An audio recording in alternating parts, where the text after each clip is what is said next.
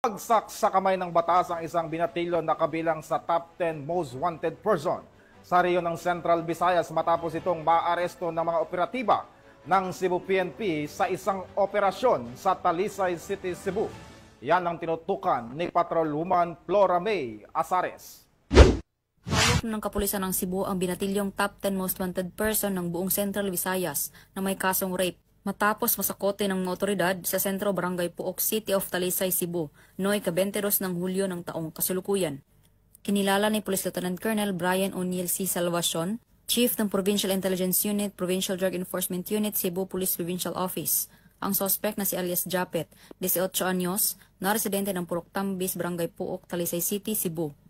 Ayon sa ulat ng pulisya, bandang alas 10:15 ng gabi, nang tuluyang mapasakamay ng mga otoridad ang suspect sa bisa ng warrant of arrest para sa kasong rape of minor sa ilalim ng Article 266A Paragraph 1D ng Revised Penal Code na inisyu ni Honorable Romeo Abelio Reyes, Presiding Judge ng FC 7th Judicial Region Branch 7 City of Talisay, Cebu, na walang rekomendadong piyansa.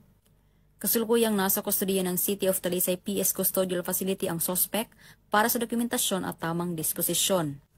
Ang pagkakaaresto sa isa sa top 10 most wanted sa Region 7 dahil sa kasong panggagahasa sa isang minor de edad ay patunay na walang ligtas sa batas ang mga umaabuso sa kabataan. Sa pamamagitan ng pinagsanib na puwersa ng Provincial Intelligence Unit ng Cebu Police Provincial Office at Talisay City Police Station, ay ipakita ang matatag na paninindigan ng ating kapulisan para sa hustisya. Hinihikayat ang publiko na maging mapagmatsyag, isumbong ang kahina-hinalang gawain at makiisa sa laban kontra krimen.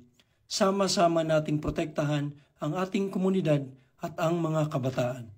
Mula dito sa Central Visayas, ako ang inyong PNN correspondent, Patrolwoman Flora May Azares, alagad ng batas, tagataguyod ng Balitang Pulis.